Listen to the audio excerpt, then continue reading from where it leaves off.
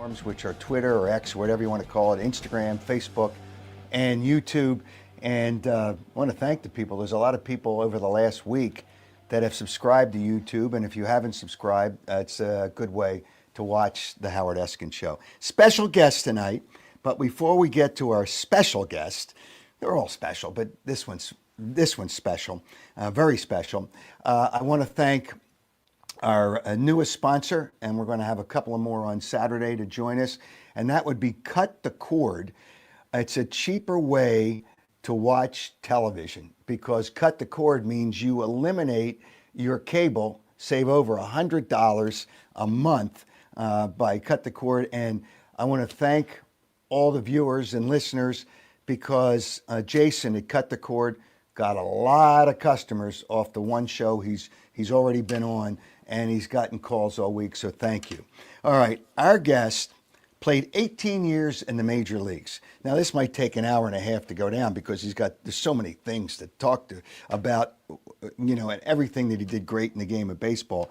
12-time All-Star, 3-time National League MVP, a World Series MVP, led the National League 8 times in home runs, 10-time Gold Glover, Hall of Famer in '95, and that would be Mike Schmidt. Mike, and I know I haven't hit everything that you have done in your career, but it was a great career. But welcome to the program, and I thank you. Yeah, good to be here, Howard. You look great.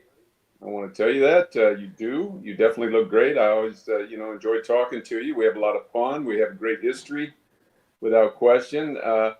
It goes all the way back to 1974. That's when I first met you, and we'll probably get into that story for sure. You helped me become an all-star in 1974, and back in your early days of broadcasting in the Philadelphia area, and I'll never forget that for sure. And golly, I don't know whether we can recall all the stuff we've done together over the years. Okay, well, you know what? Now that you bring up memories, and this has nothing to do with baseball because obviously baseball, there's so many different things to talk about. I remember when we were playing golf in Scotland. Yeah. Okay, and it was at Turnberry, and I don't even remember what hole it was, but we're right. What's that? Is that the Red Sea? I don't even know what the water is there. And you got to take the Sea of America. Oh, okay. You've got to hit a shot. It's about 190 yards. You're standing on the cliff because that's the only way you could have hit the golf ball.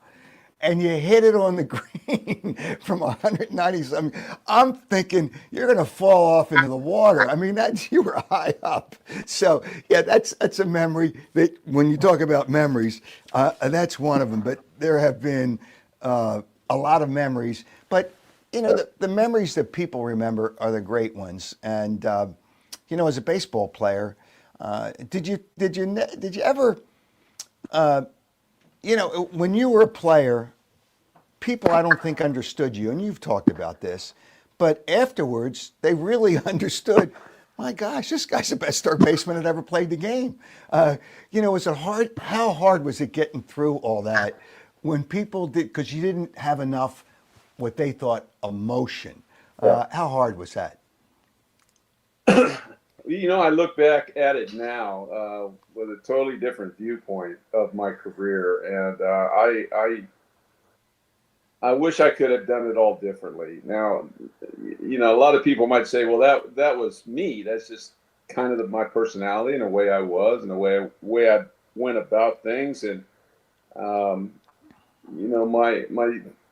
if you look at me, I was kind of a guy that kind of made things look a little bit easier than I should have. Now, not something I was trying to do, Howard. It's just the way I was. I was always a big fan of the old time players. The Lou Gehrig's, the DiMaggios, the Aarons. And later on maybe Johnny Bench and Tony Perez, because I grew up in Dayton, Ohio, and I always wanted to emulate the guys that didn't want to draw a lot of attention to themselves. I always wanted to respect opponents.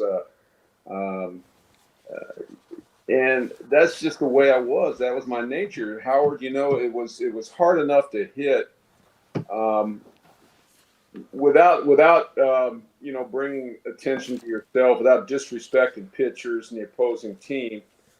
And I really never wanted to do that. I mean, I could not play in today's game because that is kind of normal today, if you know what I mean. And I didn't want to make it any harder to hit than it was. And quite honestly, I don't think I was the kind of player that the Philadelphia fans that were drawn to the Philadelphia fans.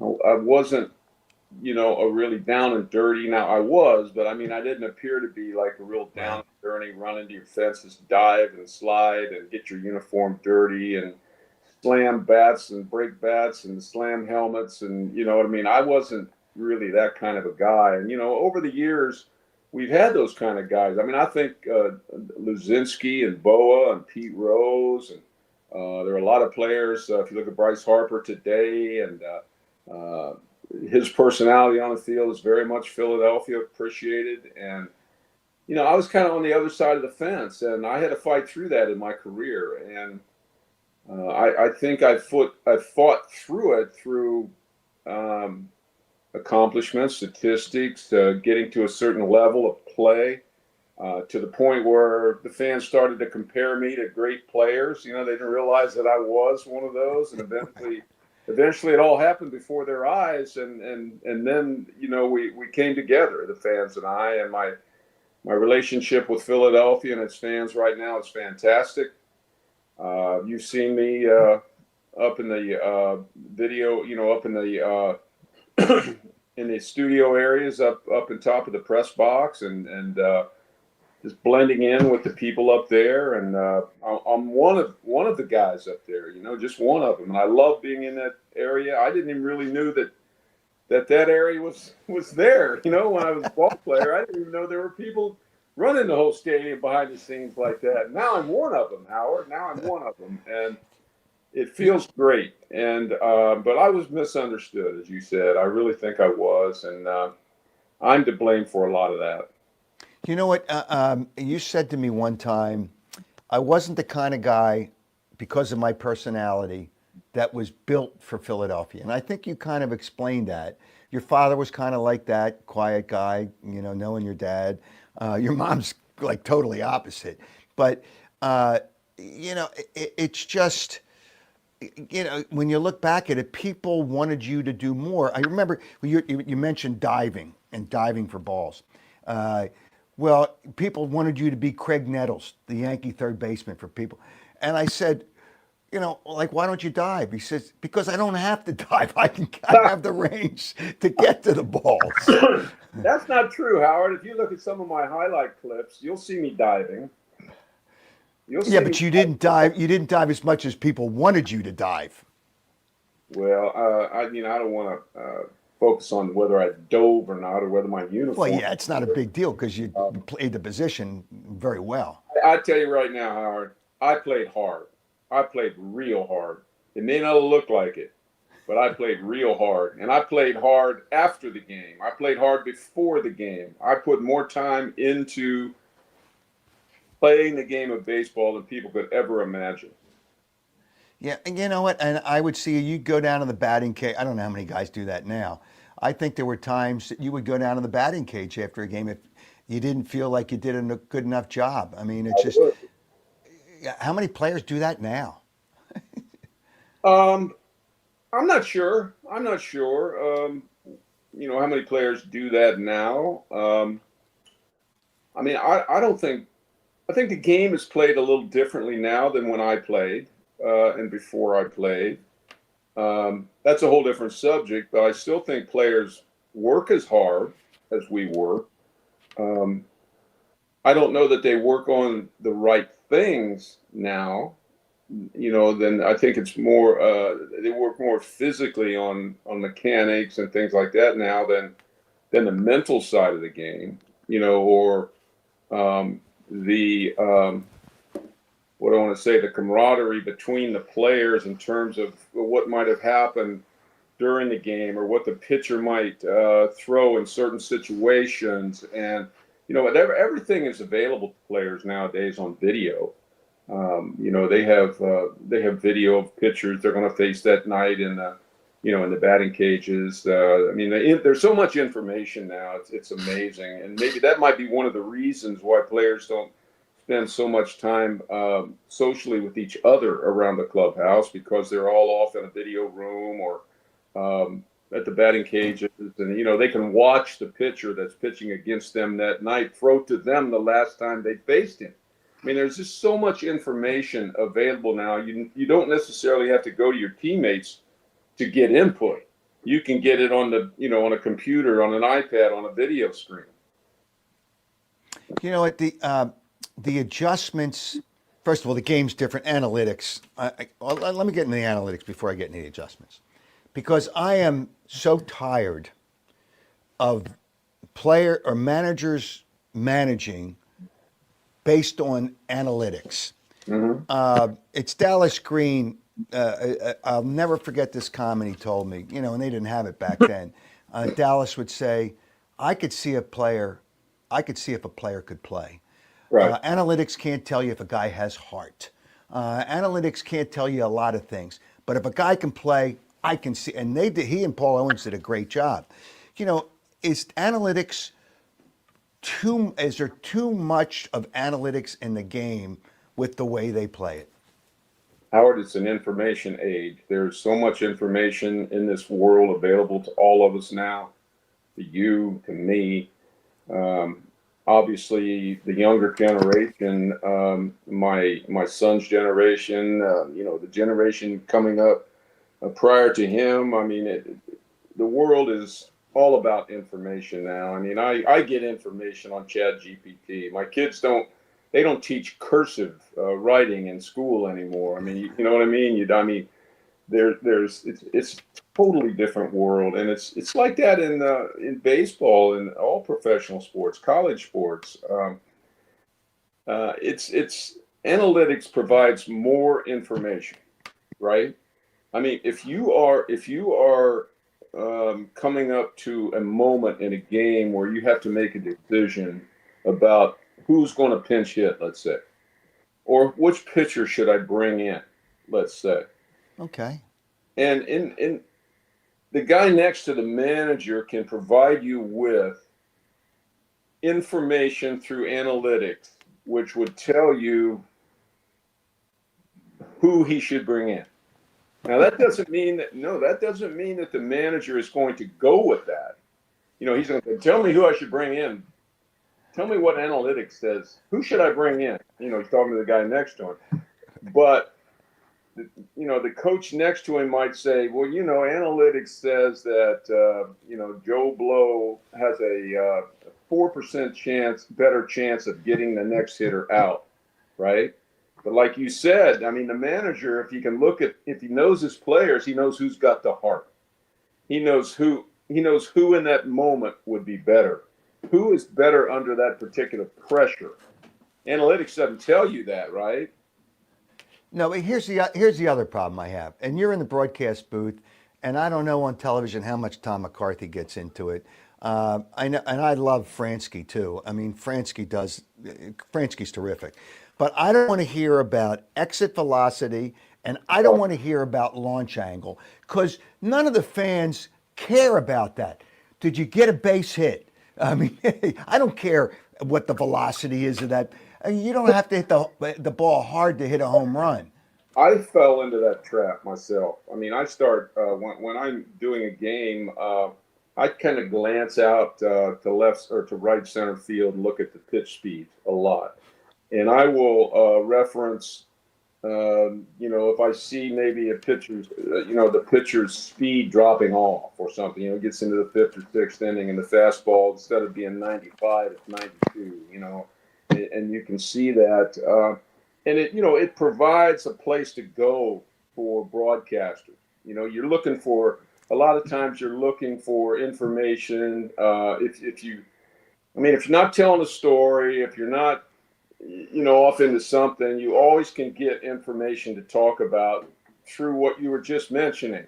I mean, exit velocity after hits a home run is exit velo. I hate when somebody says that, right? Or launch angle. I hate when people talk about that. I mean, there's two things right there that just are wrong for hitters. Exit velo and launch angle and all those things. You could take all that, as far as I'm concerned, and just trash it. I think it ruins hitters. You think about that. It ruins hitters. But there are people, we have people on staff. I think we have a whole building in Philadelphia dedicated to analytics and Yes, metrics and that kind of stuff. A whole building. I know. Out of control. It's out of control. So they are, they're searching for every possible trinket of information that they can find to go one up on the other team, right? Right. Okay. So, Mike, when you were a player, when you struck out, you were pissed.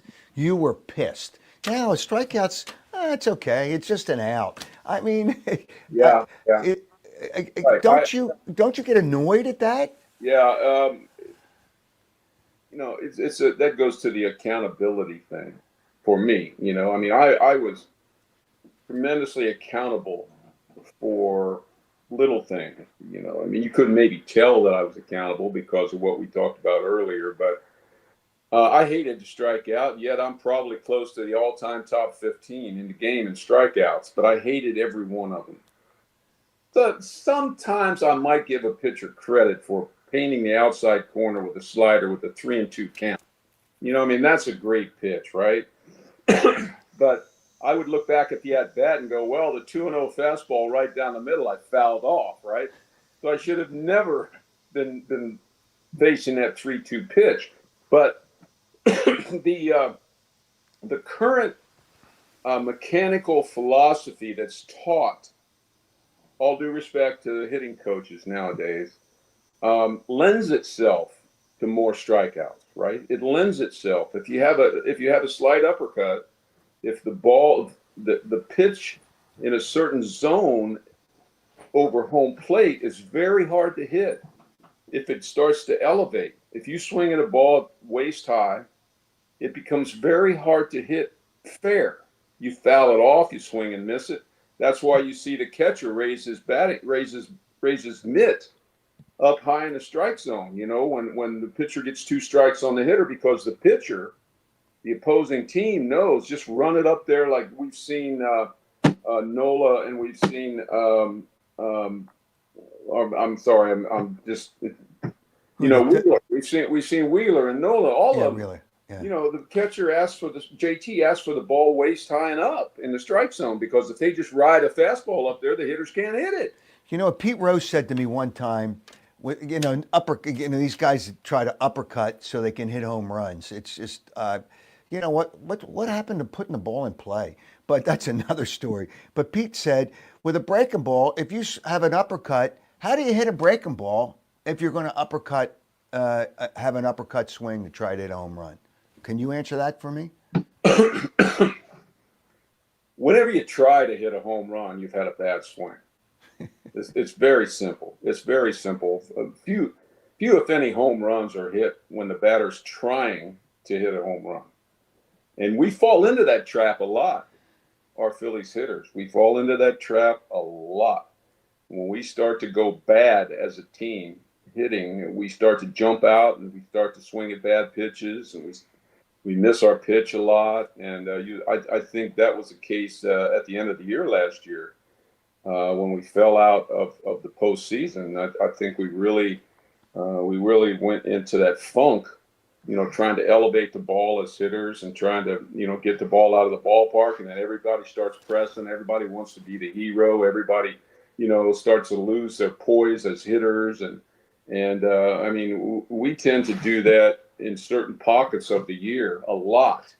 And it's just the nature of our style of hitting, the style of hitters that we have. I mean, we have some really good hitters that don't try to elevate the ball, and that would be Trey Turner, and that would be Stott, and let's see, who else would that be? I think Castellanos tries to elevate. I mean, I know Bryce does, but Bryce can he can turn it off and on. You know, Bryce Harper can turn that off and on. He can go through a stretch where he pokes the ball to the opposite field, cuts down his strikeouts.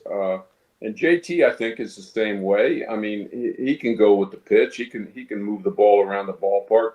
But Kyle Schwarber, you know that he's a fun guy to watch hit. There's no question about that. And he'll take his walks, and he started to put the ball in play a lot more last year, right? Using all fields, hit against left-handers really well. But he tends to fall into that, I don't know how to describe it, a little bit of an uppercut, but we talk on TV all the time how beautiful his swing looks. I mean, and so, but in general, Howard, I think you would agree with me, and I know John Kruk does when we do our TV together. They tend to fall into that trap of wanting to elevate the ball out of the ballpark, and that makes them have to walk back to the dugout an awful lot more than they'd like to, right? No. Well, when I look at their lineup, when I look at the Phillies lineup, and I kid around with Rob Thompson, and last year I gave him my lineup, and it would have been a better lineup.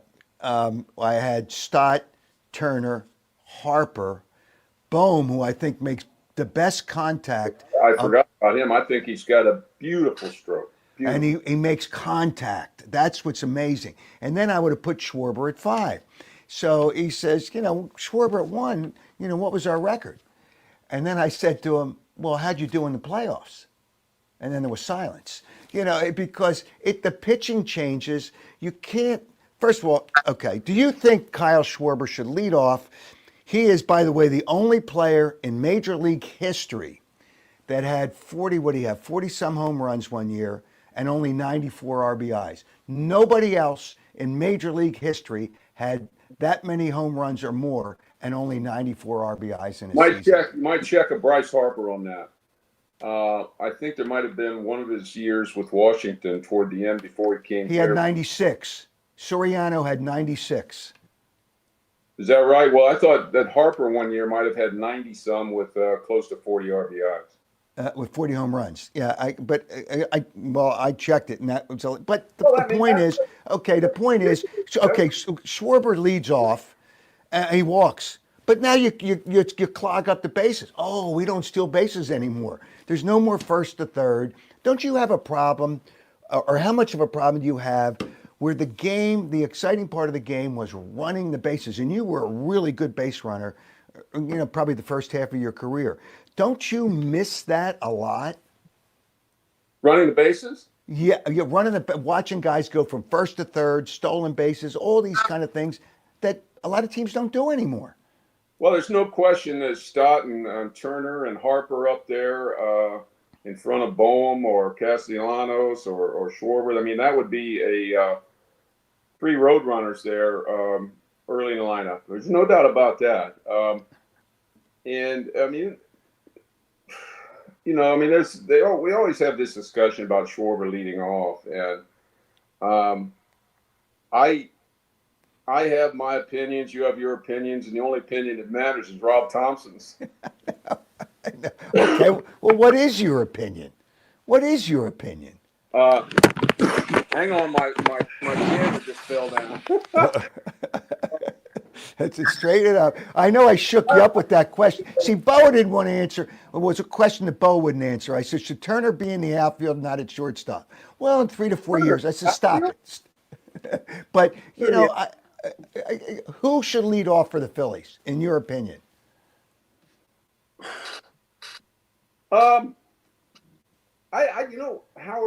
quite honestly, I mean, you pose that question, and I don't have a definitive answer. I really don't. I mean, it's okay with me. It's one of those questions that, at some local pub or something, you might throw that out at the bar and a bunch of guys would have an opinion. But I don't, I don't think if Turner led off or Stott led off or Schwarber led off, I don't think at the end of the year our record would be any different. Yeah, but when you look at the playoff teams last year, teams put balls in play and they moved around the bases a little bit more. The teams that eventually won in the playoffs and in the World Series, You know, you can't. You got to.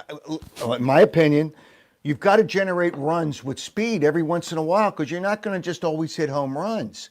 And don't the Phillies miss that when you get to the playoffs? A couple years ago, Houston, I think, struck out less than any team in baseball, and they won the World Championship. And I'm a firm believer, and I was a home run hitter, but I'm a firm believer that balls put in play are very, very important to successful offenses. A team that knows how to poke the ball somewhere with a man on third, and nobody out, not strike out. I mean, I'm not sure what our percentage was as a team with a man on third and nobody out. I'm really not, but I would guess that it's somewhere in the middle of the pack at best. We never are really a good team with advancing base runners, but let's go to analytics, Howard. Man on second, nobody out. We are probably not that much different than all the other teams, and it's about if you bunt him over or moving over, and if you give up an out to move that runner to third, which really looks good. You know, it looks good to fans. It looks good, you know, everybody's knuckles when the guy comes to the dugout, you know, great hitting and all that. But if the three batters following the man on second with nobody out swing away, if they all swing away, as opposed to bunting or moving a runner, if they all swing naturally, the analytics will tell you that you will score that runner from second more than you won't, more than if you advance the runner.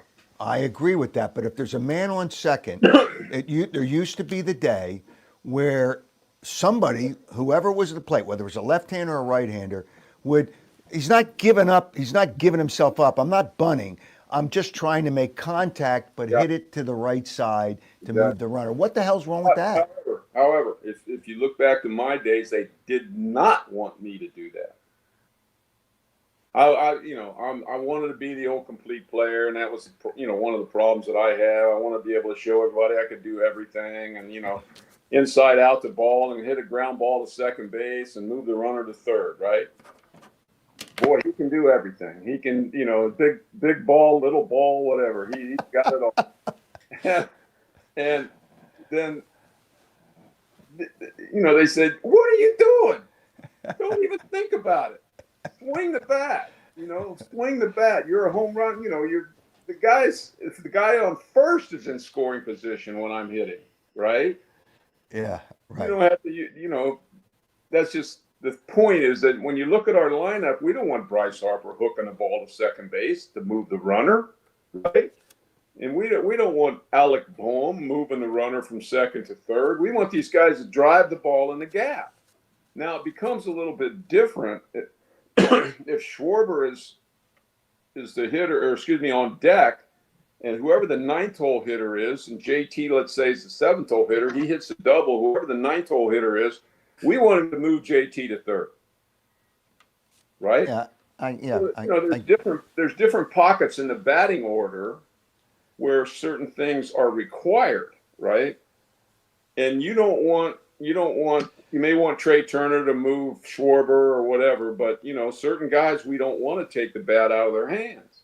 Yeah. Okay. So it's just the game is so much different. But here's another thing: they talk about home runs and the numbers now. The numbers are just out of control.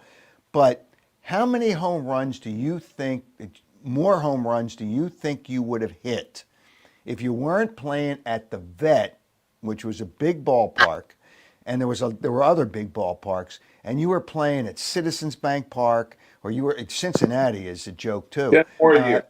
10 more. 10 more a year. So with 18 years, that's 180 more home runs. Yeah. Yeah. Maybe not your last years, but still, it's just fact. Based on the numbers that people have gone back and looked for. So instead of 548 home runs, you would have had over 700 home runs easily. Well, there's a lot of variables there, you know, you know, and if you look at it realistically, I flew out to the Warner in right center, who knows how many times a year, or over that period of time you're talking about, how many times a year at that stadium, right? So most of those, if not all of those, would be home runs at this ballpark, assuming the wind isn't a factor, right? I mean, if you hit a long fly ball Right. to center and the wind's not holding it up or anything, a heck of a lot of those balls would go into the stands. Now, left center's obvious, the long fly ball to left center, left field. I mean, you've seen how many balls end up in those flowers, right? I mean, and I flew out to the warning track on both sides, right field, left field.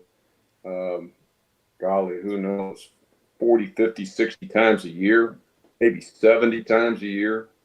Long, high fly, stays in the ballpark, right? So there's quite many of those would have dropped in the flowers, been 8 rows deep, 8 rows deep. Not that I didn't fly out and hit a lot of wall scrapers at that stadium. Don't get Right. me wrong, but a lot of those balls that were caught in the rubber warning track at that stadium would be home runs at this stage. You mentioned Pete Rose, and I saw a piece of video uh, of Pete talked about when he came to the Phillies and the conversations he had with you. How much did Pete Rose mean to you as a player when he came to the Phillies? Tremendous amount. He meant a lot to all of us. He didn't just tout me as one of the greatest players he's ever played with. I mean, it was the same for Boa and Bull. And, he had a way of building up everybody. He had everybody's chest sticking out. He had a way of doing that. There's something about him because we all had played against him. Kind of all of us hated him when he was on another team, when he was on the Reds team. It was like he was one of those guys that you couldn't stand him when he was on another team, but when he came to your team, you loved him. And he was just something about him, Howard. You were in our locker room, how he absorbed the press, instead of coming to me or, Boa, and obviously they didn't come to Carlton because he didn't talk to him. But, they started to gather around his locker right away, and he would tell the story of the game, and, he would say something about me or Bull or whoever. And, he was our spokesman when he came, and that took a hell of a lot of heat off of all of us. I know you believe he should be in the Hall of Fame, and I think we all believe he should be in the Hall of Fame. He obviously made some mistakes, but there's guys in the Hall of Fame that made mistakes.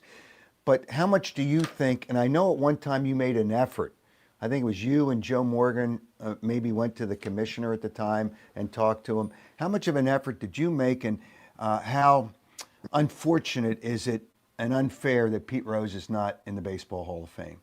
Yeah, this was back when Pete was accused of betting on baseball and then betting on his own team, and he went through Howard, what was it, 14 years or something?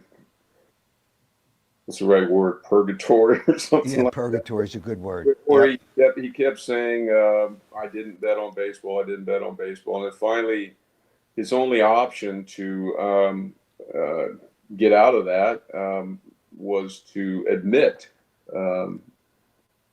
that he did, in fact, do that. And I was there when he did. I wasn't in the room. I was sitting outside the room, as was Joe, and I forget who else was there. But, we were in Milwaukee at the commissioner's office when Pete explained to Bud Selig that he did. And after it was over, we all gathered in Bud Selig's office, and we started mapping out how over the next 3 or 4 months the media was going to be handled. And Bud suggested some of the things that he expected Pete to do, Pete to change. And really, there was a lot of agreement on that. But then, in fact, Pete went right back out to Las Vegas and just started. He didn't change. He did Yeah. not change, and he made no effort to change, and he wasn't contrite um, about it. He just kind of went back to the same old life that he was having before, or that he had before, and nothing really changed. And um, so time went on. Time went on, and there were several efforts made by other people to ingratiate Pete with commissioners, and it never did. And I know there was one not too long ago by a new lawyer that Pete got. I think it was 2 or 3 years ago through the current commissioner. And there was some talk about the current commissioner listening to Pete again and thinking about it. And then it just fell by the wayside again. And then, of course, we all know that Pete passed away. And so there's no question Pete, as as a ball player, deserves to be in the Hall of Fame. No question. There's also no question that there are a lot of Hall of Famers, including myself, that aren't perfect people. And the one area that kind of puzzles me a little bit is how Major League Baseball makes so much money now with gambling. Yeah, that's another thing, right? They all Right. do. They all do. Yeah, I mean, gambling has become such a big part of professional sports nowadays. Yet Pete Rose is out there and he's banned from baseball for gambling on the sport. It's just mind-boggling. All right, a couple other things. In your playing career, one of the moments, I remember a lot of moments because you hit a lot of home runs. And you did hit home runs at the Vet, even though it was a big ballpark. I remember a moment you against Dwight Gooden, and he and Nolan Ryan are probably the guys that threw the hardest. Yeah. There might have been a J.R. Richard in there somewhere. And, some people don't remember these players. People have heard of Nolan Ryan, they've heard of Dwight Gooden, but Doc Gooden threw hard. And I think it was late in the game, and it was an intense moment. It was close. And damn, if you didn't hit a home run, and it was a fastball, and you were all over it. So the question is, how tough was that, and who was the toughest pitcher that you had to face in baseball? I'll be darned, Howard. You went to that question. Well, I went to it because I can think of all these guys, but I didn't face them. All right. I'm going to say something else before we get into it. All this, he threw a pitch 100 miles an hour. First of all, back then the pitches were clocked out of the pitcher's hand or out at home plate. Now they're out of the pitcher's hand, so it's going to be faster, but it Yeah. may not be faster. So I'm so tired of all that nonsense too. I've had it with Yeah, that. I have my opinion about pitch speeds and pitchers, and there's no question that Dwight Gooden threw hard, and Yep. there's no question that Nolan Ryan threw hard, and there's no question that pitch speed, whether it's 95 or 100, either one, was harder than everybody else. No question. Which meant if you could put some sort of I don't know, if somehow we could get a sense of how much faster, I mean, you can't see my hands right now, but I can. they're about a foot apart. So you have that much less time to make a decision, right? If you put your hands a foot apart, let's say the ball gets there that much faster, Right. 95 versus 92. Let's say 3 miles per hour is equal to a foot. Okay.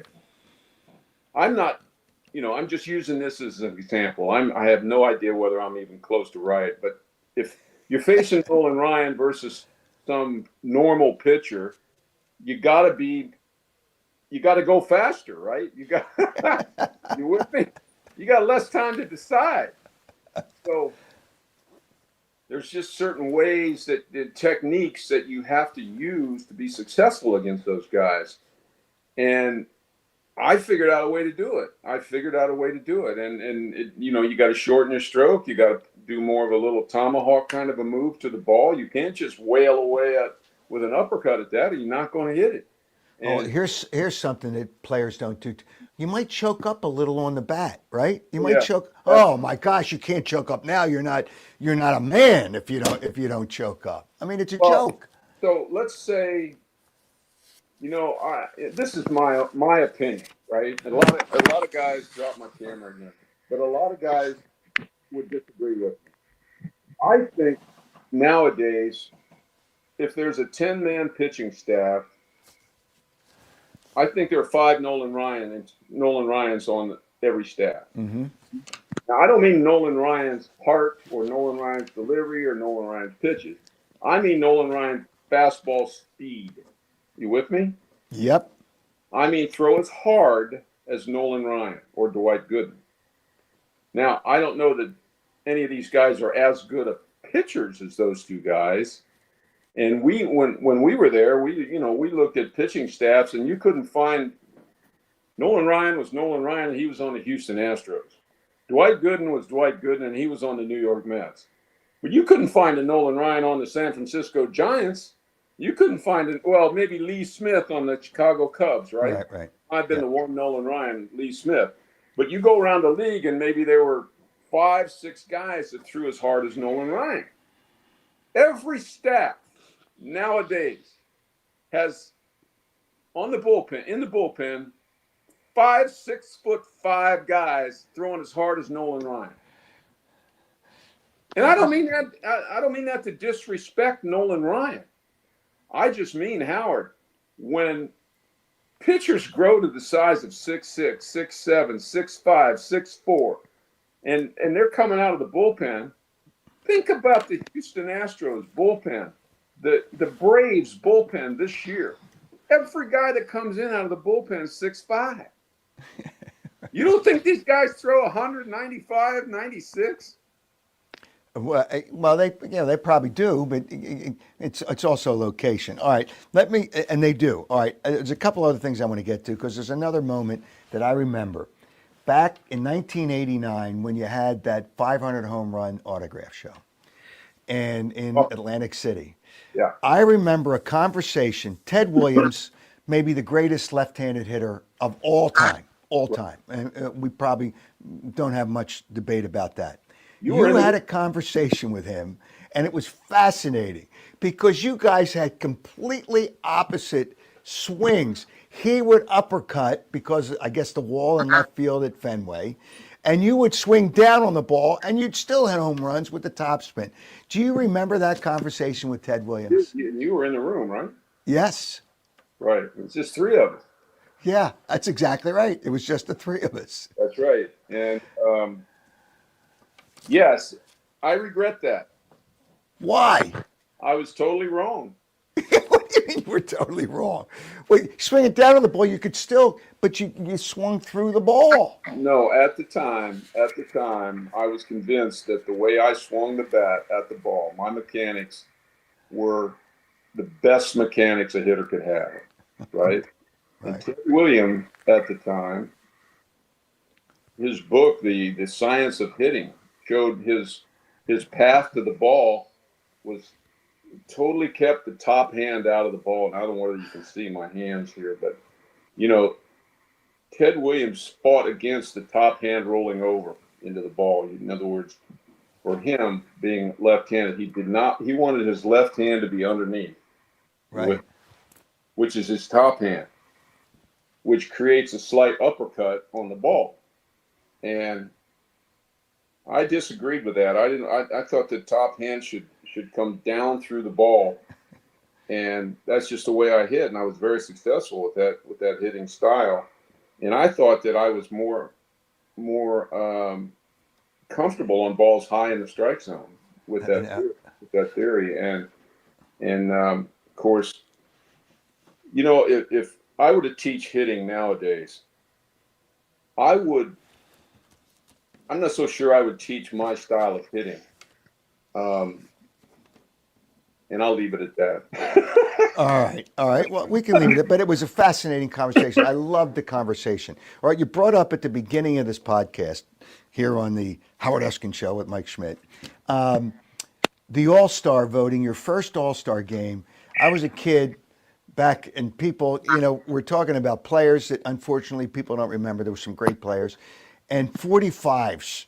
I was spinning records for guys at a rock radio station, and I'm sitting there and I'm saying, you're having a great year, and you got to be on the All-Star team, and they used to have to write in the names That's for right. the ballot.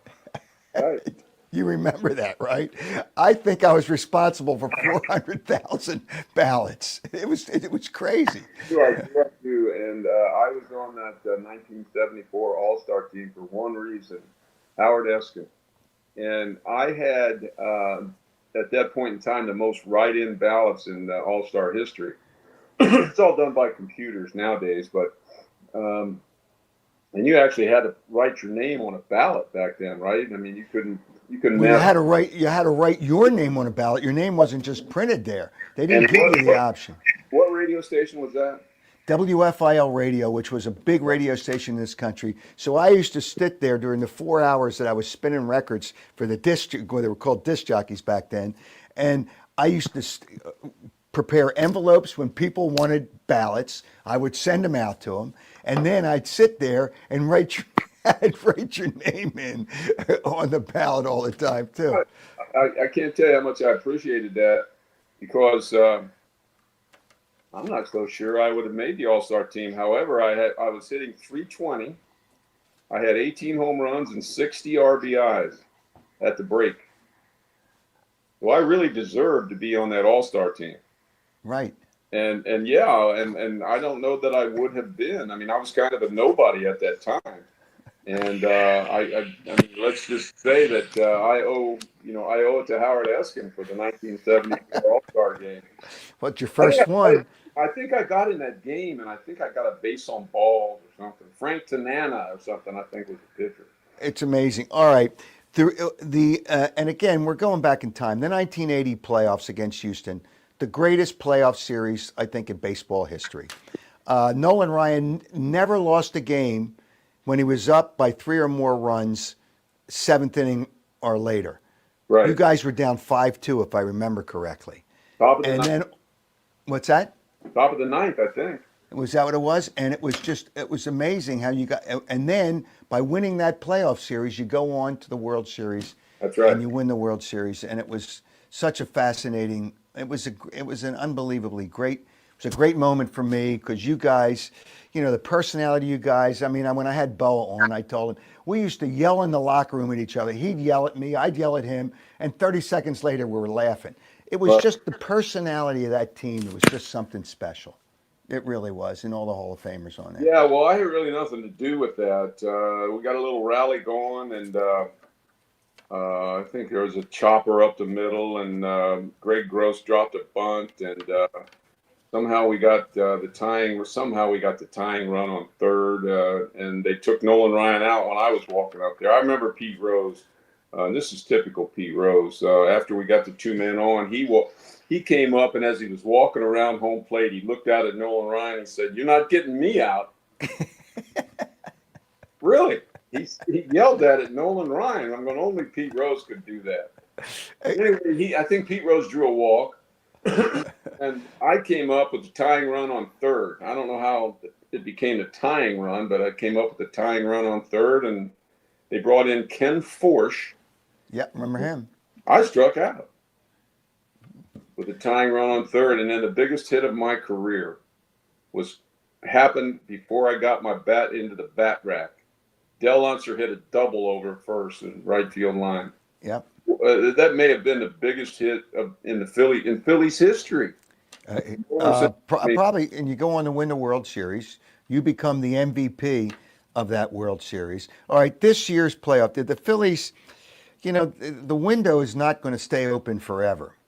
How many, I asked Larry Boa, and you ask people, everybody wants to know, how many wins you think the Phillies are going to get? It almost doesn't matter in the regular season, but it does and it doesn't. Where do you think this team stands, this Phillies team, 2025? Wins and where they finish up in the division? Well, we got a really tough division, as everybody knows. We have to survive the National League East, and of course that talks about the Mets and the Braves, right? Yep. And I think we're all going to beat each other a lot, and I would say 500 ball in the division, home and away and everything. you don't want to do that, but I mean, teams are all so good, and then you got the Dodgers in the other division. Um, so I think the key for the Phillies to get to 95 to 100 wins is taking care of business with the lesser team, right? Yeah. Yeah, Okay. you know what I'm saying? I'm going to talk about who the lesser teams are. We all know who they are. You know, you when you go somewhere, you got to win 2 out of 3. You got to win 3 out of 3. You can't be losing 3 in a row to somebody on the road. You can't let them come into Citizens Bank Park and and beat you around in your own ballpark. You got to you got to take care of business against the lesser teams. Now, if we start taking care of business against the Mets and the Braves on a regular basis, I mean, that'd take care of itself, right? Yep. But I just think the Phillies cannot go quiet when they're playing a lesser team. Does that make sense? I mean, Yes, it does, and that's the way it should be. Hey, Mike, before we go, because I'm going to talk about our sponsor, and you were telling me before we went on the show that you watch a lot of YouTube, yeah, so you have that streaming service, huh? You have that streaming service. you're kidding. Uh, you have that streaming service. Every morning. Do you have that streaming service? What do you mean streaming service? Oh, okay. Well, yeah, that's a technical word. It's like you can watch all the stations on YouTube that you can on cable for less than $100. It's $100, at least $100 less a month. So, and you can Well, watch. I mean, I can bring up YouTube on my normal cable. I got my iPad on here right Well, now. you should get the streaming service, and you don't have to pay all that money for the cable. I mean, that's what you got to do. I'm just How? trying to help you. Any You're idea? retired, so I got to help you out of here. I have no idea what I'm paying for cable. All right, all right. Hey, it was fun. Did I expect any other kind of answer other than that? Thanks, Mike. It's fun. It's fun talking about baseball then and now, and I really do appreciate it. And thanks for jumping on. Thanks for being a part of the Howard Eskin Show. It's fun talking to Schmitty. I mean, I'm telling you, the greatest third baseman of all time.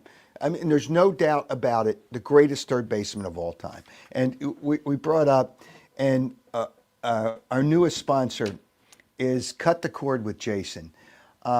It's amazing how many people listen to me after the first time he was on the program and I was talking about him. It's an incredible service that will save you money, money, money. And as you see at the bottom on your screen there, one TV bill for multiple houses. You pay one bill and you can be on, the way I understand it, 2 other houses. You can cut your cable off without paying for the other places. You can cut your cable off, set it up with less expensive internet service, with a streaming service which includes local and national channels. You'll get them all. You'll still get to see all the Philadelphia Pro games. Yes, all of them. You won't miss that. And you can watch them at the same time if they're playing at the same time on YouTube. It's a YouTube streaming service. You're going to love it. And let's say you have a second home down the shore, and I just mentioned that. You can put it on down there too. Jason can set you up with one monthly TV bill for both houses. For more information, this is what you got to do to save yourself a lot of money. You can call Jason. You can call him now. You can call him whenever you want. 215-801-5858. That's 215-801-5858. Cut the Cord is a great service. All right, there's some other things I went a while with Schmitty, but it was fun for me to talk about it, and I saw a lot of comments, and I saw your comments, and I tried to touch on them, as many as I could. But, and I'm going to explain, before we get into, I want to talk about some interesting and things that are going on now in sports, which I'm not a big fan of. I want to explain the advertising for people that want to advertise on this podcast. And we have more people coming on in the next week. It is better than radio, and I'll tell you why. When radio streams their shows, your commercials are gone. They're history. They're nowhere to be found. You have to rebuy them or they sell them to other people. Radio is not the wave of the future, and not for advertisers either. You get better value on this show, as example, by Cut the Cord with Jason. Your commercials are done and gone. when you're on a podcast, your commercial or your advertisement or the endorsement for your company or your service lives forever. Radio's not that way. It's one and done. And you're clumped with five or six different advertisers. You're buried in the mix. And it's just, and the numbers don't really justify what you're paying. Here, it's affordable and you're going to get results. And I wanted to mention that. You can go to my website, howardeskin.com. If you want to be an advertiser on this podcast, and I'm going to tell you, you're going to get results. I promise you, you will get results. And that's just the way of the world, whether it's me, whether it's podcasting, whether it's the lack of results that you can get with a lot of radio these days. That's why everybody's getting laid off in radio these days, because the business just isn't the same. But the heck with that part of it. What you're going to do is have success on the podcast. All right. I want to talk about the NCAA. And when I had Fran Dunphy on Saturday, this is what I talked about. It's done. The Cinderella teams in the NCAA tournament are done. No more Villanovas. NC State goes way back. Teams like Villanova are never going to win a national championship again. Drake had a good team. No shot. The mid-majors have no shot because the schools pay too much money. It's like, and I mentioned Bruce Pearl, the coach of Auburn. Oh, the SEC, that conference will have 14 teams, 5 major conferences. And as it turns out right now, there's 16 teams left as we do this show on Wednesday evening. 16 teams left. Not one team is outside of a major conference. Not one. They're all the Cinderellas are gone. Not one. I think that sucks. I think that's bad for college sports. It's bad for college basketball. It's bad for the NCAA tournament. It's bad. Same thing. It's just football's just as bad. And here's another problem with college sports: the transfer portal. For people that don't know what that is, a college player can submit his name to transfer out of the school he's with because they're paying players a lot of money, and they can pay the player more money at another school. So that's what they do. So they take the shot and they'll submit their name to the transfer portal, hoping, and they've probably had a pretty good indication, that another school will give them more money than the current school will give them, and they'll go somewhere else. You can submit your name to the transfer portal after the first weekend. You're a free agent every year. It's better than professional sports. It's disgusting. It's ridiculous. It's awful for college sports. It's not college academics. It's not college athletics. I love when they have the press conferences after the game, the news conferences, and the moderator will say, all right, the student athletes are first. They're athletes first and students second. Let's be honest about it. But the transfer portal, let me get back to that. 200 players right after the weekend submitted for the transfer portal. Some of those players are currently on teams that are still playing. Is that right? Is that fair? No. It is absolutely terrible. It's awful, and it's disgusting. Really disgusting for. It's really disgusting for college sports. All right, it's something I should have done the other day, and players and people get nicknames. For instance, I didn't mention it with Mike. The reason I got the King as a nickname was because of Pete Rose. Somebody in TV, before I went to TV, did a story on me, the King of the Sports Talkers. And I walked into the locker room the next day, and Pete Rose sees me. He obviously saw it, and his locker is right when you walk in the door at the Veterans Stadium. He says, King, you're the King. He started calling me King. Then everybody started calling me King. I didn't give, LeBron James is a fraud. LeFraud James is a fraud. He gave himself King James. Nobody named him King, and he's not the King. He's a fraud, an absolute fraud. But Pete Rose, when you give yourself a nickname, it's fraudulent. It's a joke. But Pete Rose gave it to me. But the reality is there was like a method or a method that Muhammad Ali used. And when George Foreman passed away last Friday, and Randy, we're going to go to that clip with George Foreman and Muhammad Ali. October if you can go 30th, 1974. This This is what, in this fight, Muhammad Ali sat on the ropes. You see how I'm sitting on the ropes? They called it the rope-a-dope. He was given the term, he rope-a-dope people. He rope-a-doped. George Foreman has Muhammad Ali up against the ropes.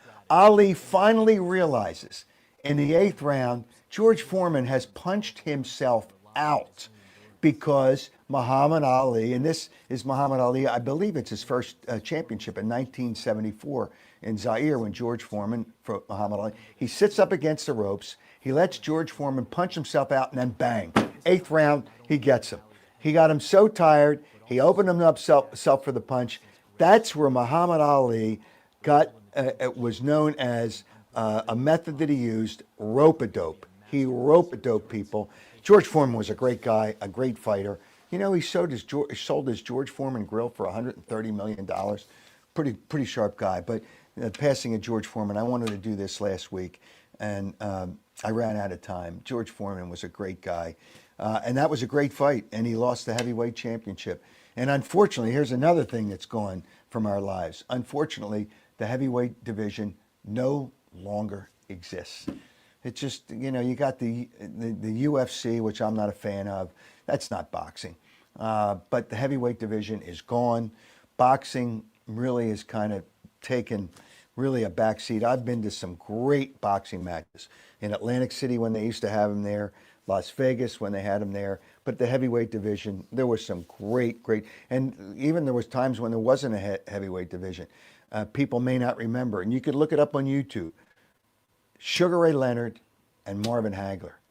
Rare that outside the heavyweight division you get a great fight, but it's gone now. But Foreman and Ali really were two important figures in heavyweight boxing. So we'll be back on again on Saturday, and the baseball season, as we speak, opens. Saturday we'll have some games to talk about. Actually, one game because most teams have Friday off. But I appreciate and love the fact that people have joined us. And again, if you want to save money, this is it. Cut the cord with Jason. Cut your cable bill. Less expensive internet service, streaming services, which include local, national TV channels. You'll get to see all of your Philadelphia Pro games. And you can hook up other homes with no cost. Jason can set you up with one monthly TV bill for both houses. Here's a number to call, 215.